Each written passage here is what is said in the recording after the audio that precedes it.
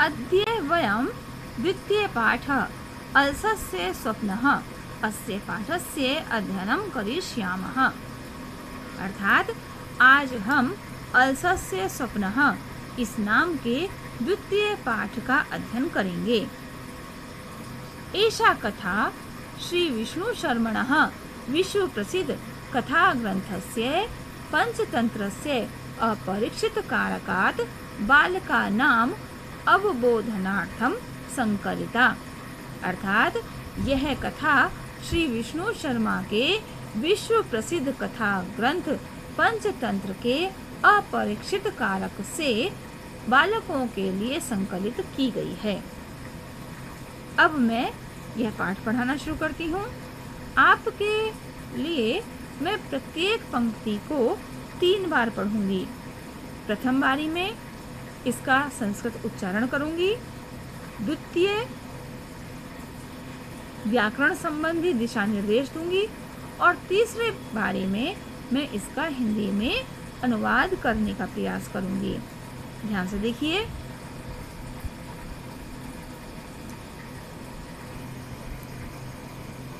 कस्मिंश्चित् नगरे कश्चित् स्वभावकृपणः विप्रः प्रतिवसति स्म।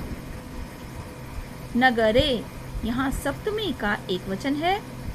स्वभावकृपणः प्रथमा विभक्ति का एक वचन है। विप्रः प्रथमा का एक वचन, प्रतिवसति प्रथम पुरुष का एक वचन और स्म की हिंदी होती है था। अब आप इसका हिंदी अनुवाद स्वयं भी कर सकते हैं। किसी नगर में कोई स्वभाव से कंजूस ब्राह्मण रहता था। आसान है। अब द्वितीय पंक्ति देखिए। तेन भिक्षार्जितै भुक्तशेषै सक्तुभिः कलशः संपूरितः। इसके व्याकरण संबंधी दिशा निर्देश हैं। तेन तृतीय विभक्ति का एक वचन है। भिक्षा अर्जितै तृतीय विभक्ति का एक बहुवचन। भुक्त शेषै तृतीया का बहुवचन।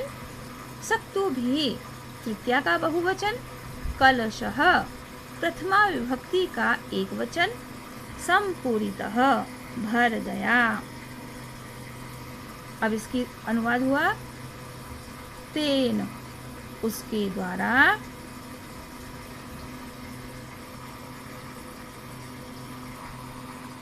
द्वारा, भिक्षा में लाए हुए ग्रहण करने के बाद बचे हुए सत्तू से एक कलश भर लिया गया। अब अगली पंक्ति देखिए। तम च घटम नागदन्ते अवलम्ब्य तस्या अधस्तात्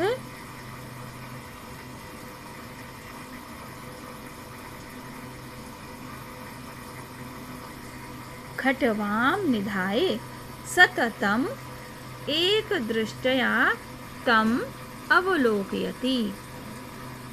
इसके व्याकरण संबंधी दिशा निर्देश हैं। नागदंते, नागदंते में नागदंत को हिंदी में खूंटी बोलते हैं। इसमें सप्तमी का एक वचन है।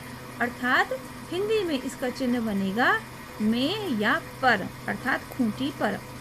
दूसरा अवलंब्य, इसमें ल्यप प्रत्यय है। खट्वाम, खट्वाम की हिंदी में अर्थ होता है खाट। एक दृष्टया, एक दृष्टया में भी ल्यप प्रत्यय है। अब देखिए इसकी हिंदी अनुवाद। और उसने उसे खूंटी पर लटकाकर उसके नीचे अपनी खाट रखकर उसे एक दृष्टि से देखने लगा। आगे। अथ कदाचित् रात्रौ सुप्तश्चिन्तयामास यत् अयं घटः सक्तुभिः परिपूर्णः वर्तते। इसका व्याकरण संबंधी दिशा निर्देश। रात्रौ, रात्रौ में सप्तमी विभक्ति का एक वचन आया है। सक्तुभिः, तृतीय विभक्ति का बहुवचन आया है। अब इसकी हिंदी देखिए। अथ, कदाचित, कभी रात में, सोने के समय उसने सोचा, यत्, कि, अयम घटः, यह घड़ा, सक्तुभिः, सत्तू से, परिपूर्णः वर्तते, परिपूर्ण हो गया है। अर्थात कभी रात में सोते समय उसने सोचा कि यह घड़ा सत्तू से परिपूर्ण हो गया है। अगली पंक्ति, तद यदि दुर्भिक्षम भवति, तद अनेन रूप्यकाणां शतम उत्पतस्यते। इसका दिशा निर्देश है तद यदि। यहाँ दो शब्द जुड़े हुए हैं, तद और यदि। दुर्भिक्षम, दुर्भिक्षम माने अकाल, भवति होता है। और इसके अलावा रूप्यकाणाम, रूप्यकाणाम में सप्तमी विभक्ति का बहुवचन है। अब इसकी हिंदी देखिए। तब यदि अकाल होता है तो इसे 100 रुपए उत्पन्न करूंगा, अर्थात इसे मैं 100 रुपए में बेच दूंगा। अगली पंक्ति, ततस्तेन मया अजाद्वयम गृहीतव्यम। इसका दिशा निर्देश है ततः। यहाँ पे संधि की वजह से विसर्गों का स बन गया है। यहाँ पे देखिए, ततः, तेन, तब, उसके द्वारा। तेन में तृतीय विभक्ति एक वचन है, मया में भी तृतीय विभक्ति एक वचन है।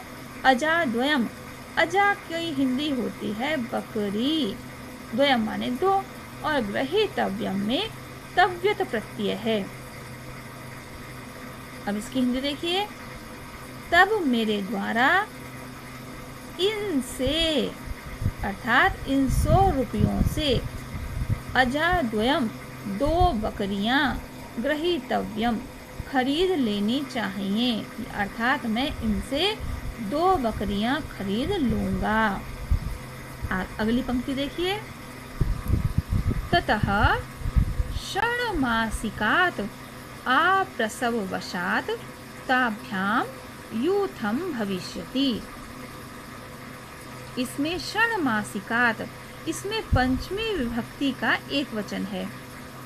और आप्रसववशात्, इसमें पंचमी विभक्ति का एक वचन है। ताभ्याम में पंचमी का बहुवचन है।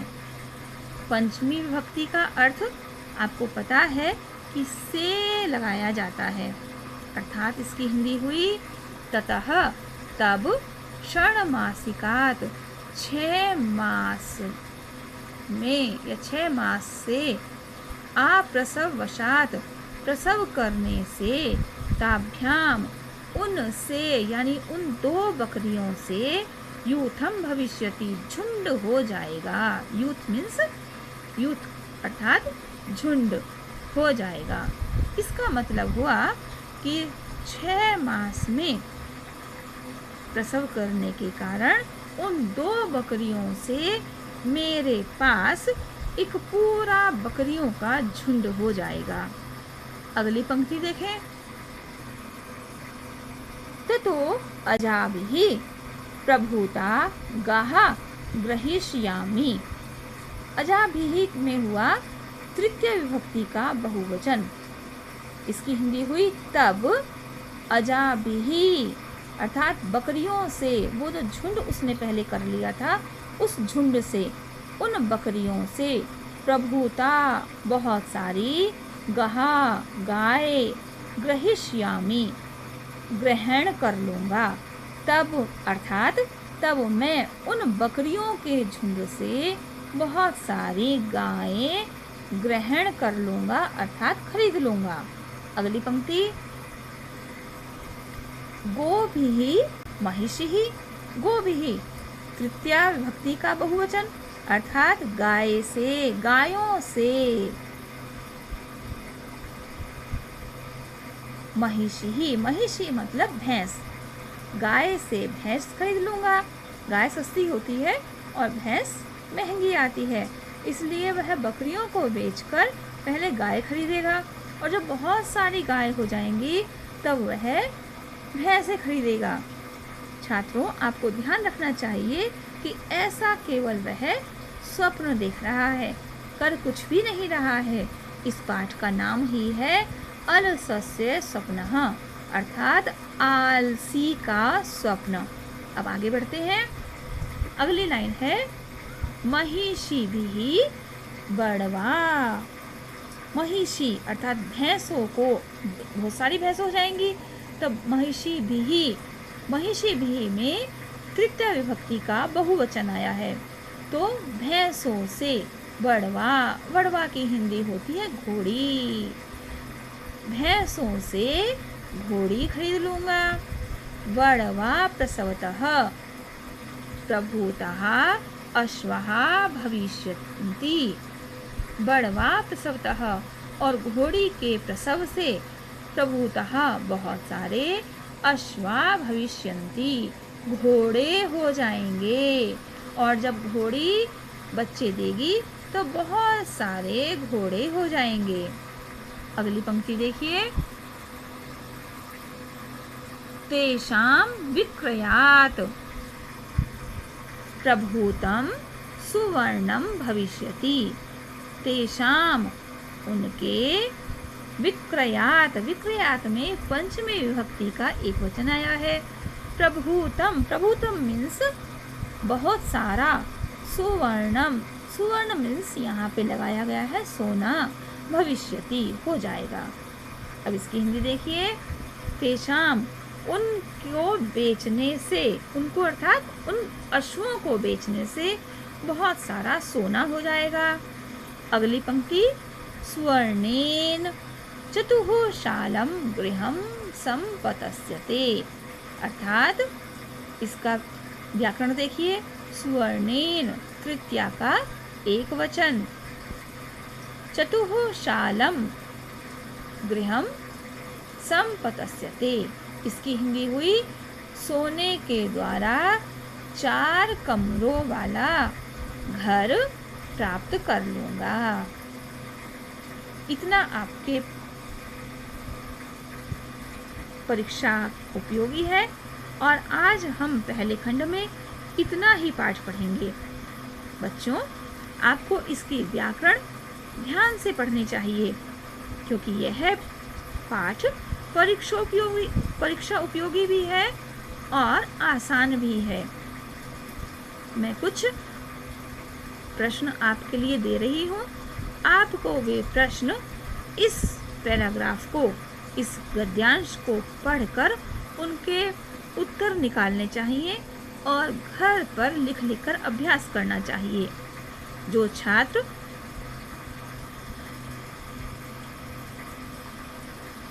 मुझे फ़ोन करके पूछ सकते हैं वे अपनी कठिनाइयों को मुझसे फ़ोन करके पूछें। जो मुझसे ग्रुप पर जुड़े हुए हैं वे ग्रुप पे पूछें और अन्य अगर किसी छात्र को कोई परेशानी होती है तो वह इसी के वीडियो के कमेंट बॉक्स में जाकर मुझसे प्रश्न पूछ सकता है। अब इसके प्रश्न देखिए। इस पैराग्राफ में से कुछ प्रश्न बनते हैं। इन प्रश्नों को आपको संस्कृत में ही पढ़ के संस्कृत में ही उत्तर देने हैं। ध्यान रखिए, परीक्षा में पूछे गए प्रश्नों का उत्तर आपको एक वाक्य में ही देना चाहिए। अब प्रश्न देखिए। पहला प्रश्न है विप्रः कुत्र प्रतिवसति स्म। आप इस प्रश्न की हिंदी निकालिए पहले और फिर इसका उत्तर इसी गद्यांश में ढूंढिए और लिख कर दिखाइए। दूसरा प्रश्न है कलशः कै सम्पूरितः। तीसरा प्रश्न है विप्रः एक दृष्ट्या कम अवलोकयति। तीसरा प्रश्न है विप्रः स्वभावेन कीदृशः आसीत्। पांचवा प्रश्न है अजाद्वयं ग्रहीतव्यम् इति कः अचिन्तयत्।